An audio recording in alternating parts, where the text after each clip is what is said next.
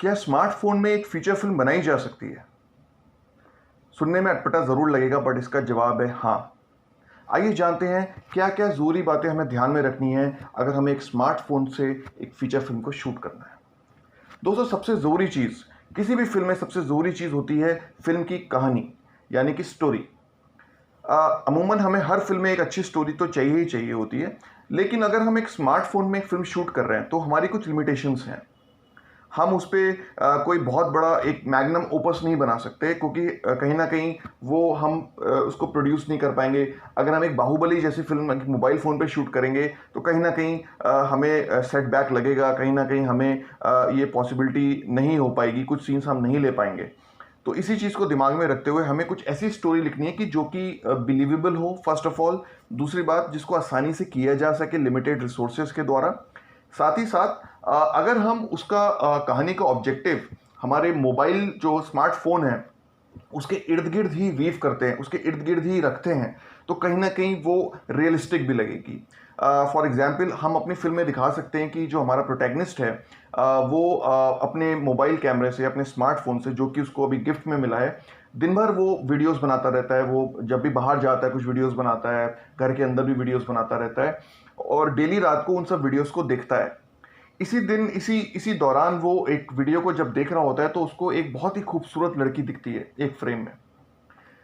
उसको कहीं ना कहीं से ऐसा लगता है कि मुझे इस लड़की के बारे में और जानना चाहिए, लेकिन उसके पास उस क्लिप के अलावा और कुछ भी नहीं है उस लड़की के बारे में। तो हम ये भी दिखा सकते हैं कि क्या वो कैसे अपने उस क्लिप से उस लड़की को अप्रोच करता है, या कैसे उस लड़की के बारे में जानकारी हासिल करता है।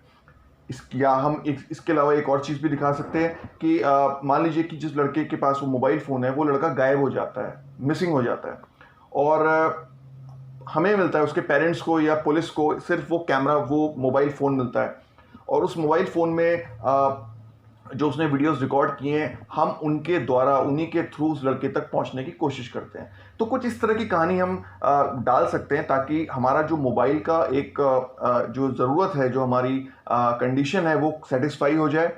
जैसा दिवाकर बनर्जी ने लव, सेक्स और धोखा फिल्म में किया था, उन्होंने तीनों स्टोरीज को डिजिटल कैमरा के थ्रू लिया था।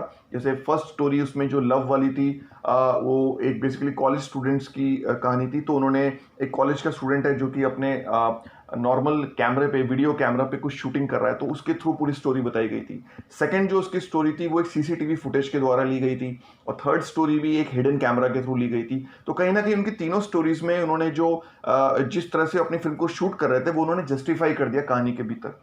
तो हमें भी बेसिकली ऐसा कुछ करना है कि हम अपनी कहानी को कुछ इस तरह से लिखें कि जिसमें मोबाइल फ़ोन की जो ज़रूरत है वो उसकी स्ट्रेंथ बन जाए। दूसरी बात दोस्तों, स्टोरी बोर्ड बहुत ज़रूरी है। स्टोरी बोर्ड बेसिकली क्या होता है? Frame by frame representation of your shots. जो भी आप फिल्म के अंदर शॉट्स लेने जा रहे हैं, उनका फ्रेम बाय फ्रेम पोजिशनिंग, उनका फ्रेम बाय फ्रेम एक रिप्रेजेंटेशन। तो ये हम नॉर्मल एक पेपर पे भी करते हैं, कंप्यूटर पे भी करते हैं, वो आपके ऊपर है, आप कैसे भी कर सकते हैं। कई लोग इस चीज़ से इसलिए बचते हैं क्योंकि उनको लगता है कि उनकी स्केचिंग उतनी अच्छी नहीं है। लेकिन दोस्तों, स्टोरी बोर्ड का स्केचिंग से इतना लेना देना भी नहीं है। अगर आपकी स्केचिंग अच्छी है तो एक बोनस है, बट अगर स्केचिंग अच्छी नहीं है, इसके बावजूद आप अच्छी स्टोरी बोर्ड आर्टिस्ट बन सकते हैं। क्योंकि स्टोरी बोर्ड का जो मेन मकसद है वो है कैमरा के एंगल्स को निकालना, और हमारी पोजिशनिंग क्या होगी, एक्टर्स की ब्लॉकिंग कैसे करनी है, इस चीज़ का प्रॉपर एक ब्रेकडाउन करना। वो हम इस तरह से भी कर सकते हैं कि हम एक स्टिक फिगर को भी ड्रॉ कर सकते हैं। जैसे एक फेस बनाया, एक टॉर्सो बनाया, दो पैर, दो हाथ, नॉर्मल बना करके भी हम अपना कैरेक्टर्स की पोजीशन दिखा सकते हैं। इसके अलावा एक और यूनिक तरीका है कि आपके पास एक कैमरा है, आप अपने मोबाइल फोन्स के थ्रू भी दो लोगों को एक पोज बना के खड़ा करके उनकी फोटो ले सकते हैं। अलग अलग एंगल्स पे कई तरह की फोटोज लेकर के उनके प्रिंट आउट बना करके आप एक रिप्रेजेंटेशन तैयार कर सकते हैं, और बाद में उसी को आप शूटिंग में भी यूज कर सकते हैं। तो स्टोरी बोर्ड करना इसलिए ज़रूरी है दोस्तों, क्योंकि जो हमारी फिल्म है, जो फीचर फिल्म बनेगी, पहली बात तो आपका टाइम बचेगा। और दोस्तों, फिल्मों में टाइम बचने का मतलब है कि पैसा बचना। हमें पूरी प्लानिंग के साथ ही शूटिंग के लिए उतरना है, क्योंकि हमारे पास ऑलरेडी पहले से लिमिटेशन है। हम एक मोबाइल फ़ोन पे शूट कर रहे हैं, हम अंदर बाहर ज़्यादा नहीं जा सकते। तो हमारा मेन कोशिश ये रहना चाहिए कि हम जितना अच्छी प्लानिंग प्री प्रोडक्शन में कर लेते हैं, चाहे वो स्टोरी बोर्डिंग हो, चाहे वो स्क्रिप्ट राइटिंग हो, चाहे वो हमारी स्टोरी हो, ताकि हम जब प्रोडक्शन पे उतरें तो हमारा टाइम बच सके। नंबर 3, कोशिश करिए दोस्तों कि अपने मोबाइल फ़ोन को वर्टिकली पकड़ें। जैसे कि अगर मान लीजिए ये मेरा मोबाइल फ़ोन है तो मैं इसको जो वर्टिकली पकड़ते हैं, वर्टिकली नहीं पकड़ना है, बेसिकली हमें हॉरिजॉन्टली पकड़ना है। ठीक है, तो अपने मोबाइल फ़ोन को हम कोशिश ये करेंगे कि इसको हम हॉरिजॉन्टली पकड़ें, ना कि वर्टिकली पकड़ें। इसके पीछे एक रीज़न है दोस्तों। पहली बात तो जब हम हॉरिजॉन्टली पकड़ते हैं तो ये हमारी ग्रिप काफ़ी अच्छी करता है फ़ोन के ऊपर। फ़ोन हम अच्छे से ग्रिप कर सकते हैं, दोनों हाथों से पकड़ सकते हैं। साथ ही साथ दूसरा सबसे बड़ा कारण ये है दोस्तों कि हमारा जो एस्पेक्ट रेशियो होता है फ़िल्मों में, वो कुछ इस तरह का होता है कि जब भी आप देखेंगे अपनी स्क्रीन को भी टीवी की देखेंगे तो आप पाएंगे कि आपकी स्क्रीन का जो विड्थ है, जो उसकी चौड़ाई है, वो ज़्यादा है, लंबाई उसकी कम है, जो कि हमें इस फॉर्मेट में मिलेगी, ना कि इस फॉर्मेट में। तो हमें कोशिश करनी है कि अगर हम अपनी जो भी फीचर फिल्म बना रहे हैं मोबाइल फ़ोन पे, आगे चल के अगर उसे थिएटर में रिलीज़ करना चाहते हैं या नेटफ्लिक्स को देना चाहते हैं या अमेजन प्राइम को देना चाहते हैं, तो उनका भी यही एस्पेक्ट रेशियो होता है। तो अगर हम इस तरह से फिल्म को शूट करेंगे मोबाइल पे तो हमारे चांसेस ज़्यादा हैं कि हमारी फिल्म सिलेक्ट होगी। अगर हम इस तरह का कुछ कर रहे हैं, अगर वो सेल्फी फिल्म टाइप की बनेगी, हमें उसको उस तरह से चीज़ों को अप्रोच नहीं करना है। चौथा बड़ा ही ज़रूरी चीज़, इमेजिन करिए दोस्तों कि आप एक फिल्म, एक सीन शूट कर रहे हैं, बहुत ही अच्छा शूटिंग चल रहा है, आपके एक्टर्स बहुत अच्छी एक्टिंग कर रहे हैं, आपका कैमरा पर्सन बहुत अच्छा कैमरा कर रहा है, साउंड बहुत अच्छी चल रही है, परफेक्ट टेक होने ही वाला है। सडनली क्या होता है कि आपका फ़ोन बजता है। क्या हुआ? सारे किए कराए पे पानी फिर गया। इस चीज़ से बचने के लिए सबसे सिंपल उपयोग आप कर सकते हैं अपने फ़ोन के अंदर एयरप्लेन मोड को। एयरप्लेन मोड दोस्तों एक मोड होता है जहाँ पे आप जब भी इसको ऑन करेंगे तो आपका कोई भी इनकमिंग कॉल नहीं आएगा, ना कोई मैसेजेस आएंगे। तो आपका फ़ोन जिस पर्पज़ के लिए आप अभी यूज़ कर रहे हैं, चाहे वो शूटिंग के लिए हो, चाहे वो किसी और चीज़ के लिए हो, आप आराम से यूज़ कर सकते हैं। तो जब भी आप शूटिंग करें, कोशिश करें कि आप उसका एयरप्लेन मोड को ऑन करें, ना कि जब आप कोई भी शूट करें तो आपके शूट खराब होने से बच सकता है। इसके अलावा दोस्तों सबसे ज़रूरी चीज़ है लाइटिंग। अगर हम आउटडोर शूटिंग कर रहे हैं दोस्तों, आउटडोर लोकेशन पे शूट कर रहे हैं अपने मोबाइल फ़ोन के द्वारा, तो कोशिश हमें ये करनी है कि बहुत ज़्यादा लाइट के अगेंस्ट शूट नहीं करना है। फॉर एग्जांपल अगर मान लीजिए आपका कैरेक्टर रोड पे जा रहा है तो हमें कोशिश करनी ज़्यादा लो एंगल नहीं रखना। अगर हम लो एंगल रखेंगे तो स्काई ज़्यादा आएगा, स्काई ज़्यादा आएगा तो आपके सब्जेक्ट का जो चेहरा है वो थोड़ा सा डार्क हो जाएगा, थोड़ा सा ब्लैक हो जाएगा, जो कि अच्छा नहीं रहेगा। शूटिंग के टाइम पे थोड़ा सा उसके चेहरे पे एक रोशनी आनी चाहिए, वो आनी बंद हो जाएगी।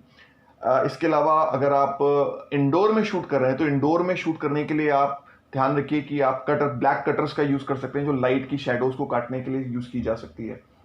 थोड़ी सी कंट्रोल कंडीशंस होंगी, उनको भी आप यूज़ कर सकते हो। तो लाइटिंग एक बहुत ज़रूरी एक एस्पेक्ट है, क्योंकि पहली बात आपका जो मोबाइल फ़ोन है उसमें कुछ लिमिटेशंस हैं लाइटिंग को लेकर भी। तो आपको अच्छे एक्सटर्नल लाइट सोर्स भी यूज़ करने हैं और इसके अलावा आपको एक अच्छा फ्रेम भी बनाना है। याद रखिएगा कि विजुअल जो आपका डायमेंशन है फिल्म का, उस पे कॉम्प्रोमाइज़ मत करिएगा। अगर आपका विजुअल अच्छा नहीं लग रहा है तो फिल्म आपकी अच्छी नहीं बनेगी। तो हमें इस एस्पेक्ट को भी ध्यान में रखना है। तो लाइटिंग बहुत ज़रूरी रोल प्ले करती है। इसके अलावा साउंड, साउंड एक ऐसा एस्पेक्ट है दोस्तों शूटिंग का, जो हम लोग ज़्यादातर लोग उसको कॉम्प्रोमाइज़ कर जाते हैं या उसको ध्यान नहीं देते और शूटिंग के टाइम पे सफ़र कर जाते हैं। साउंड के लिए ज़रूरी है कि आप एक अच्छा माइक होना चाहिए आपके पास। माइक के लिए बहुत ज़्यादा पैसे फूकने की ज़रूरत नहीं है। बहुत अच्छे आपको कम पैसे में भी अच्छे माइक्स मिल सकते हैं, जो कि आप बड़े ही यूज़र फ्रेंडली होते हैं, आपके कैमरा में भी अटैच हो जाते हैं और आप इनके बारे में गूगल पर सर्च भी कर सकते हैं या आप अमेज़न से भी मंगवा सकते हैं, किसी भी ऑनलाइन परचेज़ के द्वारा भी आप ले सकते हैं। इसके अलावा दोस्तों साउंड एक और तरह से आप कर सकते हैं कि जो आईफ़ोन है, आईफ़ोन की साउंड रिकॉर्डिंग बहुत अच्छी है। अगर आपके कैरेक्टर जो डायलॉग बोल रहा है वो अपनी जेब के आसपास कहीं पे उसको छुपा के रख भी सकता है, ताकि वो दिखेगा भी नहीं और आपके कैरेक्टर की साउंड भी रिकॉर्ड हो जाएगी। इसके अलावा दोस्तों सबसे ज़रूरी चीज़ कि आप जो भी शूट करें, कोशिश करें कि उसको प्रॉपरली एक जगह पे मोबाइल फ़ोन से सारे जो भी आपकी मेमोरी कार्ड है या जहाँ पे भी आप सेव कर रहे हैं, वो ज़रूरी है कि आप उन सबको बहुत अच्छे से मैनेज करते हुए रखते हुए जाएँ। अच्छे-अच्छे फ़ोल्डर्स बनाएँ, उनके सब फ़ोल्डर्स बनाएँ जहाँ पे आप सारी फुटेज को रिकॉर्ड करते जाएँ। क्योंकि अगर आपकी फुटेज चली गई तो बहुत दिक्कत आपको आ सकती है। इसके अलावा कुछ और भी अच्छी ऑनलाइन ऐप्स हैं जहाँ से आप अपने कैमरा को थोड़ा सा और यूज़र फ्रेंडली बना सकते हैं। चाहे वो एक्सपोजर को लेकर के हो, चाहे वो फोकस को लेकर के हो, चाहे वो शटर स्पीड को लेकर के हो। इस तरह के बहुत सारे ऐप्स आपको प्ले स्टोर में मिल जाएंगे जहाँ से आप अपने कैमरा को और अच्छे से हैंडल कर सकते हैं। तो इस तरह की ऐप्स के बारे में भी जानकारी रखते रहिए, जानते रहिए कि किस तरह से इन ऐप्स को हम यूज़ कर सकते हैं, क्योंकि आगे चल के ये आपको बहुत फ़ायदा देने वाली हैं। साथ ही साथ दोस्तों एक होता है गोरिल्ला स्टाइल में शूट करना। गोरिल्ला स्टाइल में शूट करने का मतलब होता है कि आप किसी बिजी मार्केट प्लेस में मान लीजिए जाके शूट कर रहे हैं, पब्लिक प्लेस में जाके शूट कर रहे हैं और वहाँ पे भीड़ है ऑब्वियसली। अगर आपके हाथ में मोबाइल फ़ोन है और आप कुछ रिकॉर्ड कर रहे हैं तो आई थिंक लोग आपको इतना नोटिस नहीं करेंगे। लेकिन अगर आपके हाथ में कोई बड़ा कैमरा होता, हैवी इक्विपमेंट होता, तो शायद सब लोग वहाँ पे खड़े हो जाते भीड़ लगा करके और आपकी शूटिंग में थोड़ा दिक्कत आती। मोबाइल फ़ोन के होने से एक बात अच्छी है कि आप किसी भी भीड़ भाड़ की जगह में घुस सकते हैं, लोगों को पता भी नहीं चलेगा कि आप शूट कर रहे हैं और आप आराम से शूट करते हुए निकल सकते हैं। ठीक है, इसके भी कुछ इक्विपमेंट्स आते हैं मार्केट में गोरिल्ला स्टाइल शूट करने के लिए। कुछ अच्छे आपको अगर आपको कोई हैंड हेल्ड शॉट्स चाहिए तो उसके अच्छे रिग्स भी आते हैं। नहीं तो आप यूट्यूब पे कई इस तरह के वीडियोस हैं जहाँ पे आप लोग पीवीसी पाइप्स के द्वारा भी कुछ अच्छे रिग्स बनाए जा सकते हैं जिनमें आप अपना मोबाइल अटैच कर सकते हैं।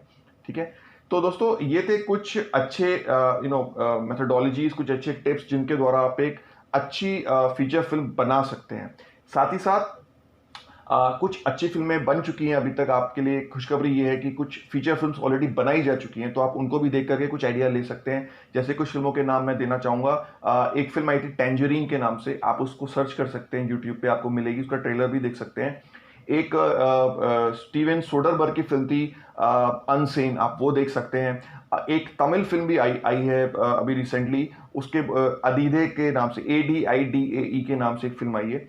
इसको भी आप सर्च कर सकते हैं, आप पता लगा सकते हैं इस फिल्म के बारे में क्या है। और आप ये भी देख सकते हैं कि किन किन जॉनर्स पे इन लोगों ने काम किया और कौन कौन सी चीज़ें हैं जो पॉसिबल हैं मोबाइल फ़ोन के ज़रिए। तो दोस्तों ये थी एक छोटी सी टिप, एक छोटा सा सजेशन कि आप अपने स्मार्टफोन से एक फीचर फिल्म को कैसे शूट कर सकते हैं। सब कुछ यही पॉसिबल है, थोड़ा सा दिमाग लगाना है, थोड़ी सी अच्छी प्लानिंग करनी है, थोड़ा सा एग्जीक्यूशन करना है और आप एक अच्छी फिल्म बना सकते हैं। तो दोस्तों इसी तरह के और भी कोई टिप और कोई भी इंफॉर्मेशन लेके हम अगली बार फिर आएंगे। उम्मीद करता हूं आप इस चैनल को सब्सक्राइब करेंगे जल्दी से जल्दी और अपने दोस्तों को भी बोलेंगे कि हमारे साथ जुड़ें।